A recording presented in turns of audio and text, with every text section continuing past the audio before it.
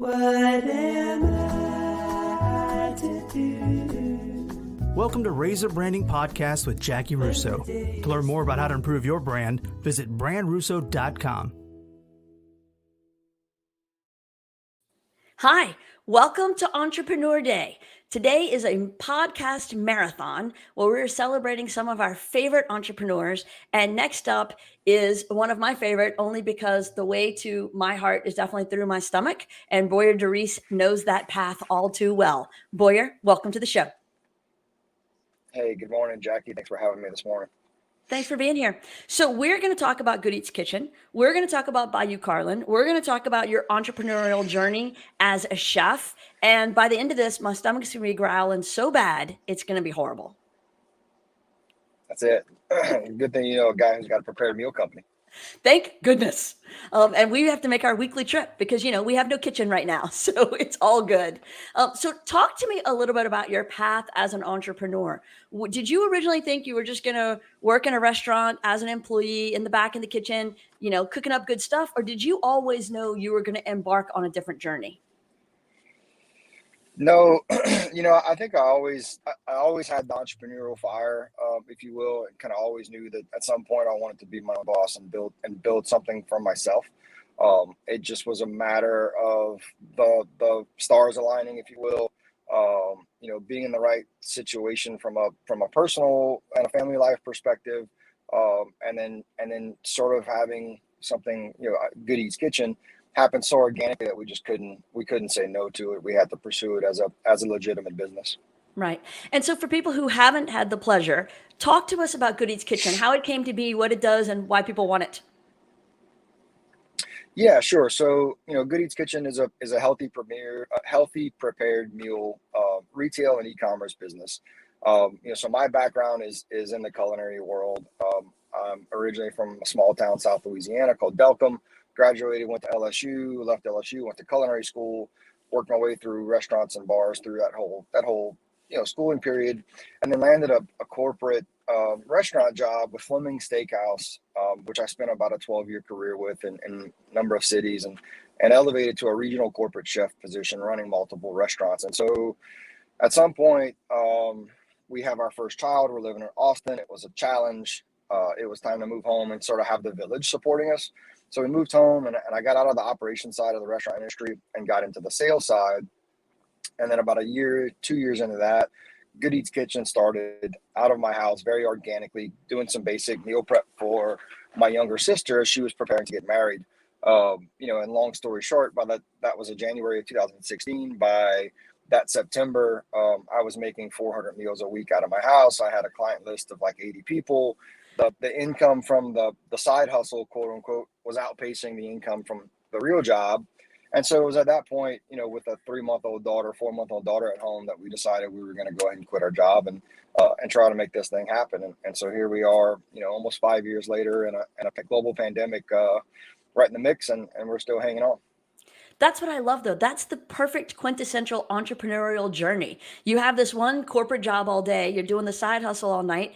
All of a sudden, it starts to do this, where the side hustle is making more than the real job. And you, of course, it's always newly married with new babies. You're going to just throw all the safety and security and health insurance away and go all in to chase your dream. Yeah, I was fortunate that we were and are a dual income household, and my wife has a very stable job at the time, very stable job as well with insurance. So we sort of had our needs met. We had some resources, we had some money saved, and so it was the stage of life that I mentioned. Like that was key. It was we were young enough to give it a shot. If it failed, so what? We'll rebuild and go from there. And we still haven't made it. We're still very much in startup mode and growing and sort of reset at this point with the pandemic and the impacts it's had on the business. But yeah, it's very much that sort of you hit. So Reid Hoffman says, one of my favorite quotes from his podcast is, it's like jumping off a cliff and building an airplane on the way down. Like, we're still building the airplane, but we haven't crashed yet. So we're in good shape, I think.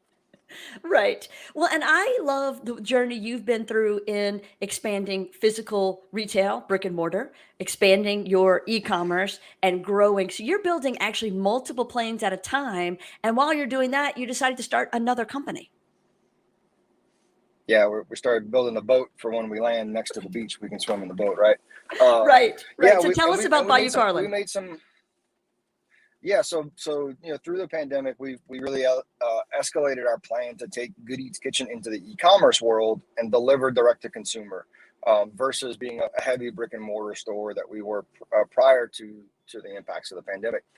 And so Bayou Carlin Oyster Company started as again a passion project of mine, really with the intent to start a new e-commerce business that I could make mistakes with, right? So the intent was to sort of understand.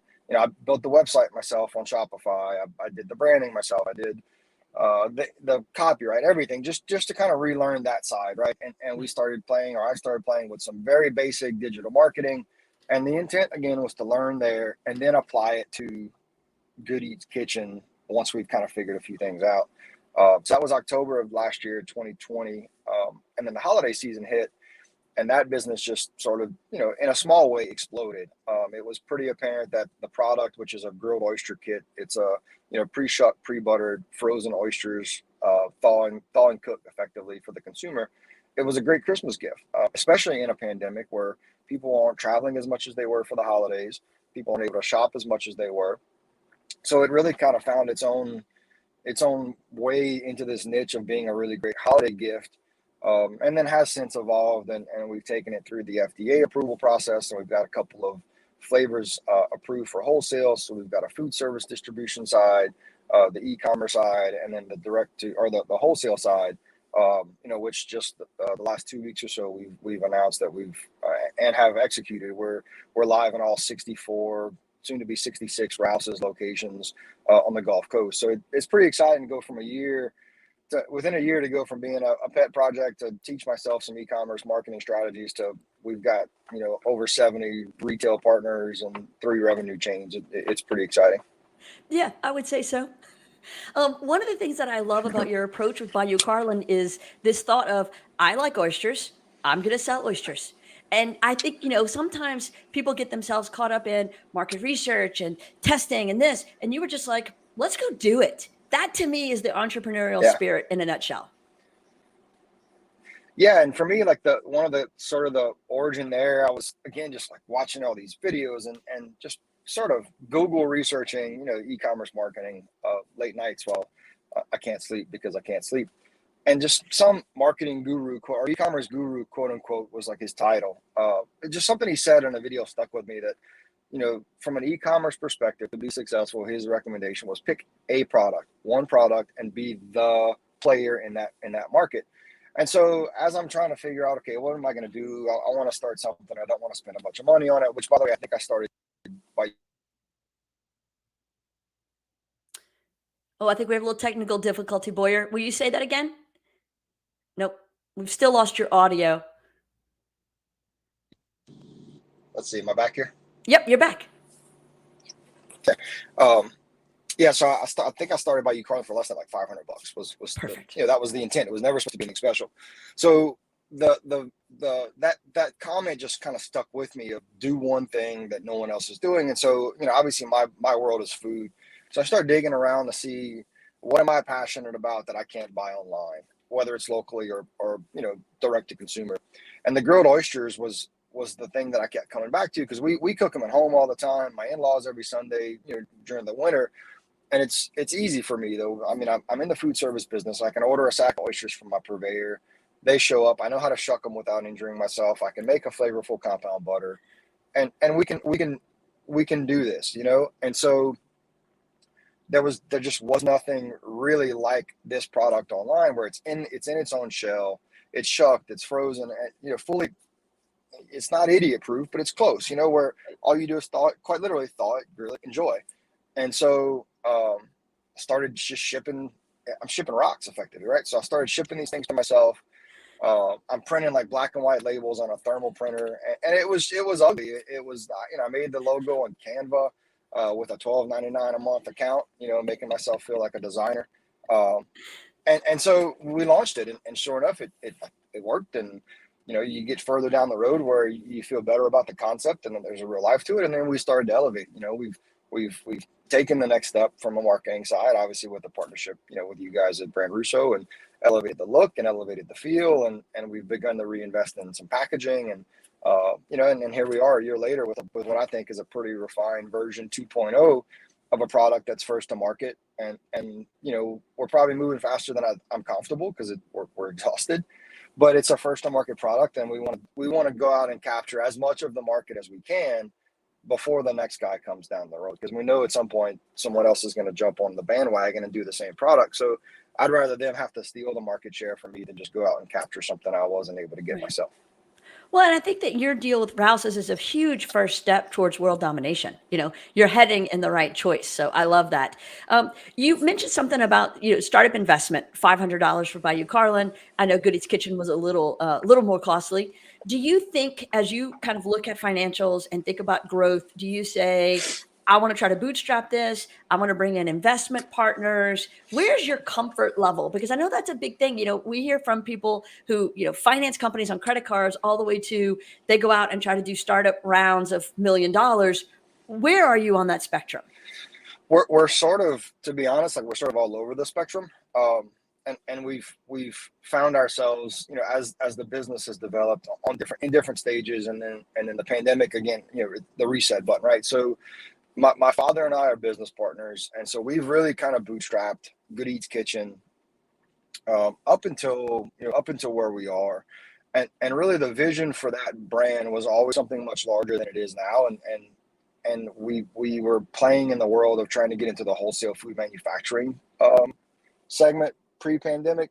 So for that step, we needed something along the lines of like a $3.5 to $4 million building, like USDA, FDA certified production facility. So we were actually on the funding trail pre-pandemic, just pitching to anybody who will listen, angel investors, some, VC firm, tons of just independent investors. And actually, for me, that's probably the biggest casualty of COVID from a business perspective, is we actually had a partner committed. We had an individual investor who was bringing the funds to the table, bringing resources and a partnership to the table that was going to allow us to break ground on this building. And we were very close to the finish line. I mean, we were 4 days away from signing the investment agreement. The building's plans, construction documents were less than a month away from being permit ready. Like, we were just waiting on some civil engineering work to be wrapped up.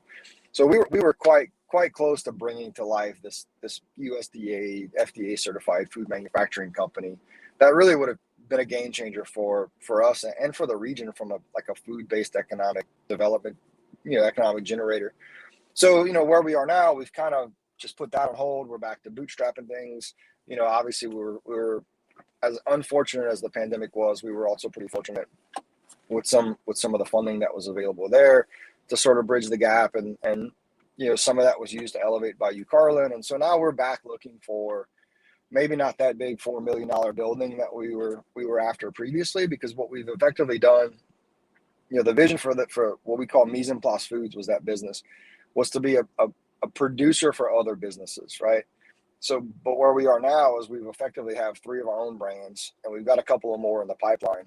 So we can now build just a bigger kitchen without all of the regulatory hurdles of the USDA or FDA side, because we own all the brands that we're going to be producing for. So we've effectively brought that product to life, or that business to life, just within our own 4 walls. So, we are back on the hunt for a building.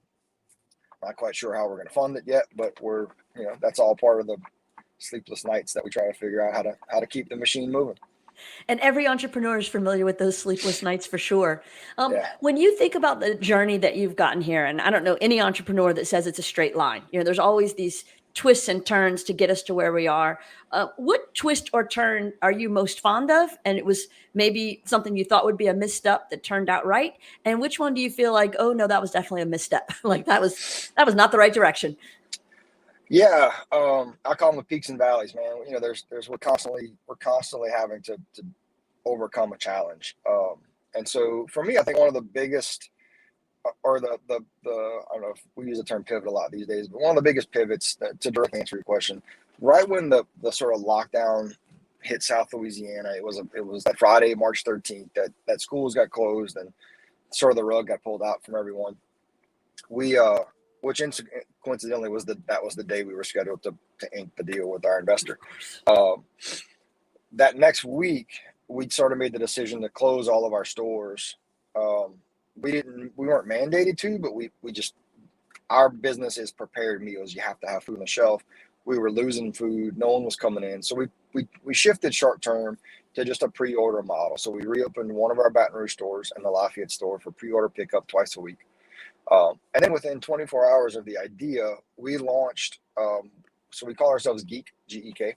We launched a Geek Market on our website. So we began offering grocery store products, right? So the retail supply chain was decimated, but the food service supply chain, which was quite different, still had pretty healthy access to just about everything.